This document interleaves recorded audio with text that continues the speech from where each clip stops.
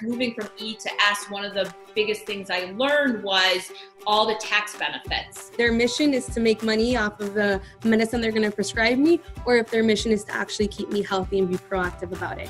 When we're stressed, it's like an energy within us, but it will actually, that energy will start to accumulate in your body, and that's what starts to cause disease. Hello everyone, and welcome to another Millennial Money. Today's topic is extremely serious and important. Now, whether you found yourself gaining the quarantine 15, or maybe your couch has taken the shape of your body, or maybe you've sneezed and thought today was your day and you finally got the Rona. Now, today's guest is Dr. Nicole Shrednicki, which will hopefully provide some clarity amongst this corona craziness and some solutions to the side effects that we've been witnessing after being quarantined for 6 months. Nicole, it's been long overdue. I mean, this topic is heavily requested, especially since the beginning of all this. And so could you give our audience a little bit of your background and how you even got into medicine to begin with? Sure. So thank you so much. You have a very thorough introduction for me. So it's just a little bit about my background and how I started my practice and then transitioned into becoming an entrepreneur. I started back as a nurse and quickly wanted to take it further. I started working at Mayo Clinic Hospital as an employee, and I noticed there were many gaps in care. There was a lack of continuity, and this was leaving patients feeling stressed and disempowered in their own health. So I told myself, I want to create something better. I want to practice medicine the way it should be practiced. And so I decided to further my career to become a nurse practitioner and then a doctor. And so I went to Georgetown University. I had great clinical training, but I realized I wasn't quite happy. Initially, I didn't understand why. And then I realized that we were treating diseases and not health. And what I mean by this is we wait until disease happens. So when you go for your annual physical, they're looking for disease. They aren't doing anything preventative, anything to keep you healthy or even make you even more healthy. So we wait until there's acquired baggage, and this decreases progress in any area of life. And so what I decided is I don't want people to get to this point. We need to maintain a pathway to success in order to keep people healthy. So out of this thinking kind of came my niche because I identified a gap in healthcare, and this is how my practice was created. Once I finished school, I kind of branched out and I found these specialized areas in anti-aging and natural medicine. And I said, I'm going to bring it all to the table here and, do more preventative. And when we can do natural things to empower patients. And, the last thing I want to do is write a prescription, but if we need it, we can. This is when I started my practice called Ultra Healthy Human. And the type of service that I provide is what I call high performance health for high performance people. So for people like entrepreneurs, you're high performance people. And so, take for example, a client that comes in, they want to be progressive and, something's holding them back. If it's stress or low energy or brain fog or even an emotional conflict, this will slow them down in two different ways. Physical symptoms such as sluggishness, but more importantly, mental sluggishness, because when we're unhealthy, this then clouds our clarity and thinking process. And, in order to be an entrepreneur, you need to have a healthy body and a healthy mind. That's totally right, Nicole. And I think it's very admirable and inspiring what you've done, because instead of following the traditional pathway, you found a way to truly tackle what you thought was important, which was being proactive about it. And I've seen the results within Robert and Kim Kiyosaki. I mean, they've both had a world of difference after meeting you and being treated with you and actually being proactive about their health. And like you said, you found your niche. And so that's what a true entrepreneur does as well. And so in addition to being a doctor, you're also an entrepreneur. So before we begin discussing the importance of health and wellness, you've been working on your journey to the right side of the quadrant. Can you give our audience a glimpse of what that's been like for you? Sure. So that's actually been a really exciting part of my journey, not only, professionally, but personally, learning so much about myself. And I think, right off the bat, like one of my biggest lessons or recommendations to people is letting go of fear, or that, that voice in your head that tells you no, or, you just have to learn to put this stuff aside. But and for me, that was part of my trajectory. What was my driving factor to start my own practice? Well, part of it was my spirit wasn't aligned with the strict adherence of following insurance and pharmaceuticals, and not doing what's in the best interest of the patient. But so moving from the E to the S side of things, this was the ability to start my own practice. But with that, I was still stuck in I'm there like all the time, working really hard. So how do you get now to the right side of the quadrant so that I can grow my practice bigger and serve more people, and then be able to utilize my skills more effectively. And but of note, one of the things, as I've gone through each of these quadrants, moving from E to S, one of the biggest things I learned was all the tax benefits. So rather than just giving like half of my salary away to the government or Uncle Sam, I'm able to reinvest it into my practice and actually, grow that. And then, moving then to the right side of the quadrant, the B and the I side, I was able to, what I learned in this process is, I can start to acquire assets that will continue to help bring money into the business, and kind of it's this cycle that will help pay for things. So it's not always just money coming out of my pocket. For example, I bought the building that my practice is in, and my practice pays for it. And so not only is my practice paying for this real estate, but I'm also acquiring an asset. And then I'm kind of simultaneously going into the I quadrant by, investing in, certain stocks or precious metals, physical gold and silver. And so I'm slowly making my way through these quadrants, but it's been, I've been applying all of, Robert and Kim's principles along the way. And it's like so exciting. So I feel like not only, is my business growing, I'm able to help more people, but I'm also personally, I'm growing too, and learning new things about myself, continuing to push myself. And so it's just a really, really exciting journey. That's incredible, Nicole. And yes, Robert and Kim have both expressed their excitement about how you're on your journey to entrepreneurship. And I think it's incredible too, because a lot of our viewers ask frequently, how do I move from one side to the quadrant to the other, from an E to an S, or from an S to a B or an I? And I mean, you're living proof of being able to do it. And like you said, you're acquiring these assets, but with the purpose of serving more of humanity, which is something we always teach here at Rich Dad, and why I think Rich Dad as a brand has scaled globally, because that was our intention all along, to serve more people. And so I love that you're sharing that part of your journey for our viewers, and hopefully it'll help them, because it is possible to move from one side of the quadrant to the next. And Nicole, I mean, you mentioned earlier you were developing your brand for Ultra Healthy Human. I love that name. And so many entrepreneurs don't understand the importance of building a brand, or what it takes to be successful at building a brand. What have you learned so far throughout this journey? Because I know you can bump into a lot of hiccups, or maybe just learn a lot of life lessons. So that's a great question. It definitely takes, staying true to your mission, learning to interact with other people to create that vision that you have, to actually bring it into play. As I've grown the business, I've been, interacting with different like branding people, like creating labels and, just that aspect of things. And, it's very interesting with all the people that you interact with, and kind of learning how to deal with different personalities, and, sometimes not straying from where your vision is, because people that are in different quadrants per se have a different mindset. And so I've dealt with this a lot recently.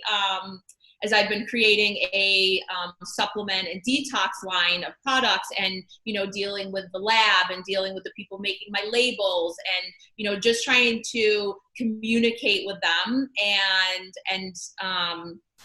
do things in a timely fashion, but also just having patience with the whole process and kind of learning along the way. So it's I feel like I could talk about this all day, but I'll keep it at that. No, I love that. And I think it's crucial because there are a lot of entrepreneurs that will say, and some that even lose sight of this, but I think, I believe the mission is the most important thing, because your clients at the end of the day will notice when the mission is at the front of your project. And and like you've mentioned before, if I go to a doctor, I know if their mission is to make money off of the medicine they're going to prescribe me, or if their mission is to actually keep me healthy and be proactive about it. So I love that. And I think it's the most important part of developing a brand. Yeah. And I will say one other thing, when you are, I think it's so important to have a strong team of mentors around you. And they have also helped, I think, to help guide me a little bit, people that have actually done it. I want to take advice from them, not the people who haven't done it and just tell you what to do, or, but people like, Robert and some of the other Rich Dad advisors, these people have done it. And so sometimes, you can apply, even, Robert's area of expertise is in, real estate, and, I'm able to apply his principles to healthcare. It's interesting how, wealth and health are so like interchangeable, how we handle it. But anyways, just like a quick story, at the beginning, I had my mission, and I actually named my practice Cura Personalis, which in Latin means care of the whole person. And I was like fixated on this, and I had my brand now, and I invested money into, having Cura Personalis, make its name. And several people were like, Nicole, nobody knows what that means. How many people speak Latin? You need to make it easy. And so in that regard, like I was learning. And so that was part of my growth. And then look what came of it. When I finally let go and was like, okay, I should probably listen to these people who know what they're talking about. That's when I came up with an even better name that everybody understands. And Cura Personalis sits in my mission. So That's beautiful. That's beautiful. And it is the true essence of an entrepreneur spirit, of being able to let go and just like learn throughout the way. So I love that, Nicole. Thank you so much for sharing that. And well, clearly your passion is medicine and inspiring people to become an ultra healthy human. And one thing we teach at Rich Dad is that health and wealth are related. So let's talk about the importance of wellness. I mean, right now, people across the world are finding themselves in very stressful situations due to the impacts of the pandemic. Millions of people are out of work, and many people have become teachers, homeschooling their children, and the economic outlook is sort of grim. So what are some of the effects that stress can have on somebody's body? So, stress it can be a killer. I mean, stress is horrible. And, not only for entrepreneurs, but everybody, especially right now, everybody's dealing with stress at some level. And, even, I'd venture to say, even when people are sleeping, so it is totally affecting us. So how do we combat it? And recognizing it is probably like step number one. A lot of people will start developing like mild, like they might have some clouded thinking, which can lead to making wrong decisions. And as an entrepreneur, we know that can be a major issue amongst, other entities. But if you start feeling anxious or depressed, or you're finding yourself emotionally eating, all of these things, it's ultimately going to start to develop into disease. When we're stressed, it's like an energy within us, but it will actually, that energy will start to accumulate in your body. And that's what starts to cause, imbalances, and then ultimately leads to disease. And, based upon this, what science has told us is that stress will lead to inflammation in our body. And inflammation is the foundation of like every disease. So as part of, what I do in my practice is I attack inflammation. And part of this is, teaching stress management techniques, but also, internally, what are we doing to keep that inflammation down? What I say, and there's the analogy of, do you want to control the sail or the ocean?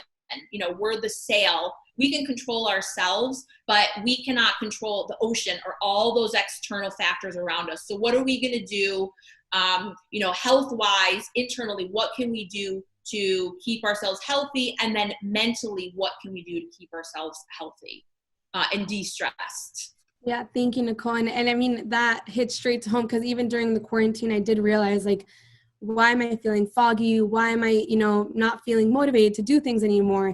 And I started to realize that I was getting anxiety, and it's something I've always struggled with, but it was, more prevalent and just there every single second of the day. And so for anyone like me that's been feeling this emotion lately, how can someone take a step back from all this craziness that's literally surrounding us and de-stress in a time like this?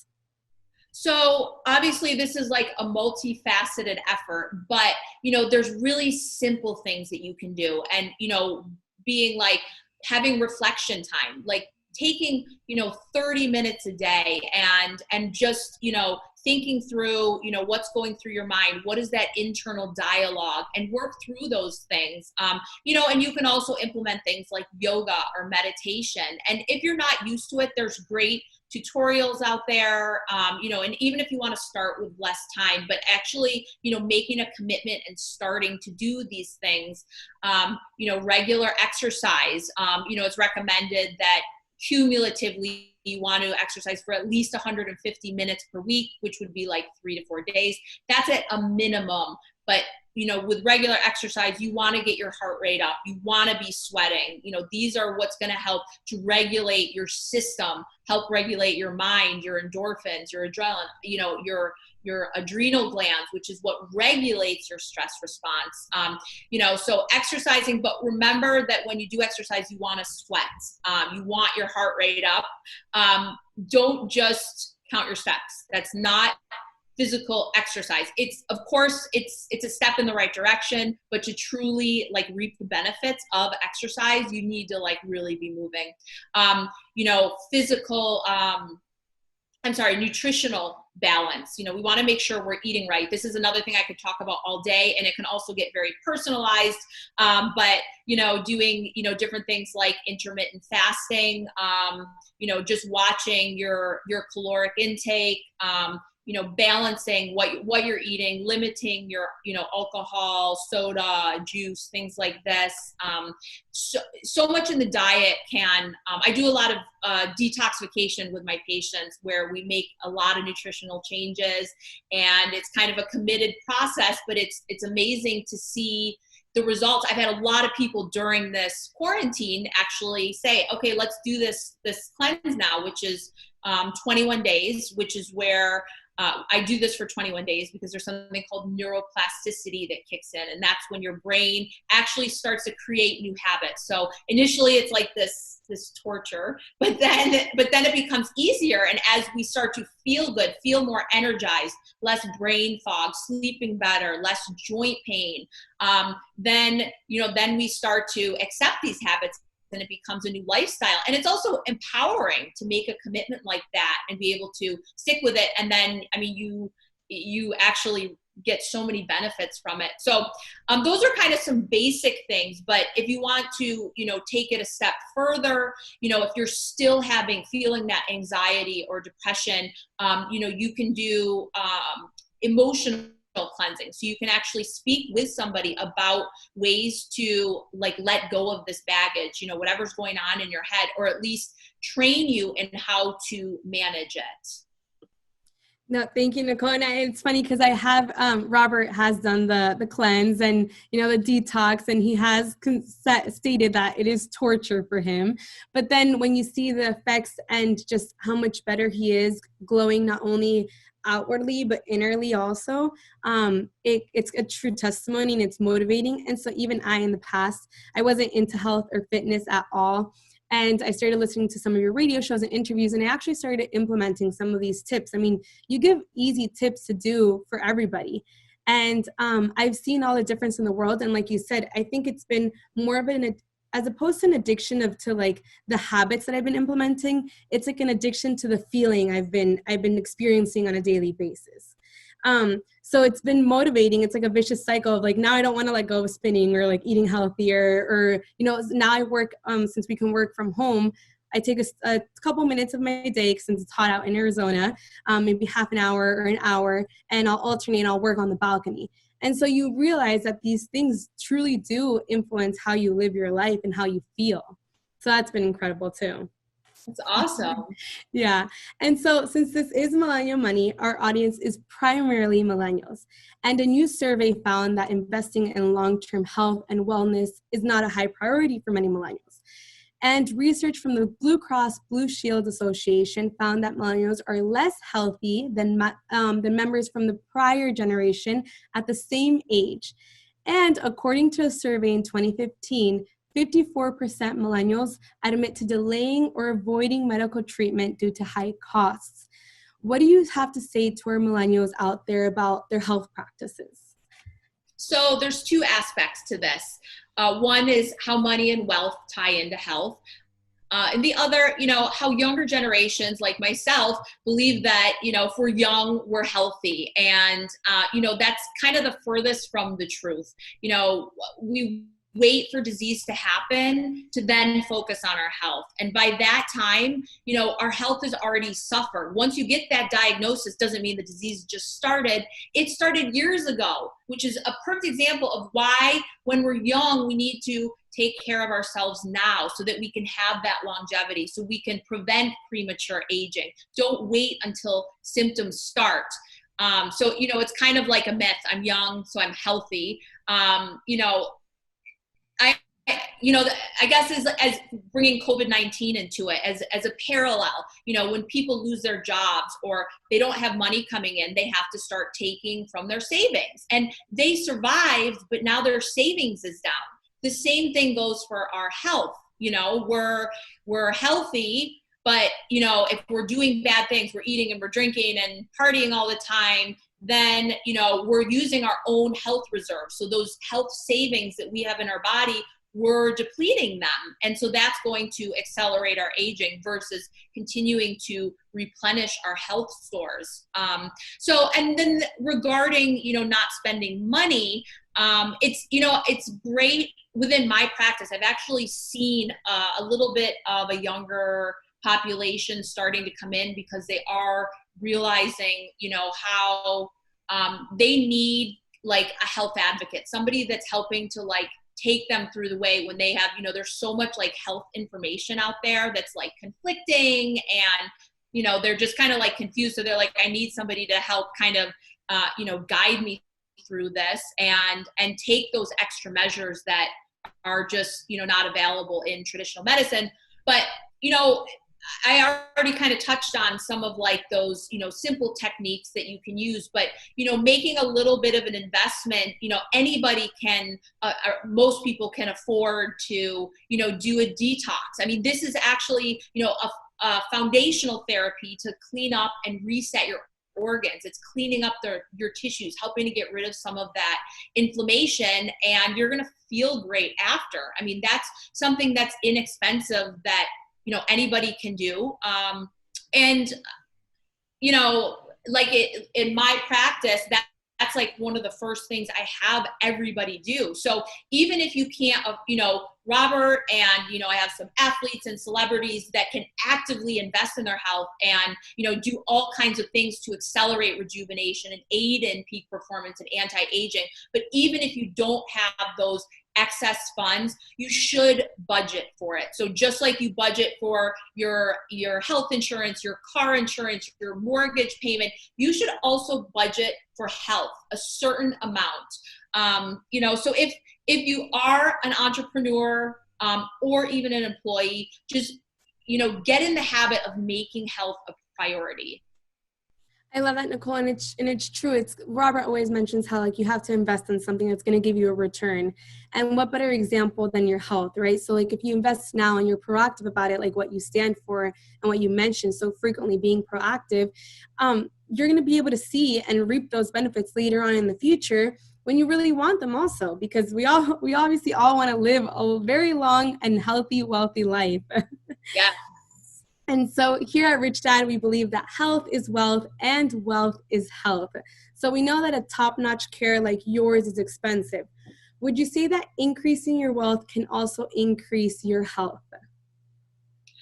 So absolutely. I mean, if you can make that, if you are aware of it, and even if you feel like you're healthy right now, one of the things we do is some very, very advanced diagnostic testing. So I call this your internal body mapping, where we actually do blood work that looks at inflammatory markers. We're looking at vitamin levels, heavy metal levels, the entire hormone cascade in our body, because sometimes when we're just checking minimal numbers, we have other numbers that will actually compensate and make those look normal when they really aren't. So what we do is, we try to give you kind of a biological age. So we have a chronological age, which is like, I'm 35 and next year I'm going to be 36. Biological age is how old are we internally? Am I 50 internally, or am I like 20 internally? So, as I said before, yes, if you do have, a bigger budget to spend towards your health, there's amazing cutting edge technology that we have, utilizing stem cells. I have a procedure called V-cell procedure, which is, it's like the fountain of youth of stem cells, and we, laser technologies, and, we can go on and on about that, but there's definitely, for people that are interested in that, it's really, really cool technology, and everything that we do is science-based, which makes it, it's awesome. I love that, Nicole, and hopefully soon I can get that test done to kind of see how old I am, I guess, health-wise. And I really do think that's something that we can all take away. I mean, it's another motivation or factor incentive for us to really be proactive about our health, but in order to do that, also achieve our goals, like becoming an entrepreneur, building businesses and brands, and start investing so we can afford a care like yours. Because what better way to see a return on your investment than to become an entrepreneur and be able to pay for the lifestyle and the care you deserve. So thank you so much, Nicole. I know our audience will really appreciate it, especially, during this craziness, because you really do tackle it in a way where it's simple, digestible, and not so frightening like the other outlets that we see on here. Thank you, Nicole. And I hope we can have another interview with you soon as well. Definitely. Yes. Thank you so much for having me. And hopefully everything, that we talked about was helpful. And, if anybody wants to reach out, I can be, reached via Instagram or, through my website, or just call the office. But thank you so much, Alex, for having me. And it's been a pleasure.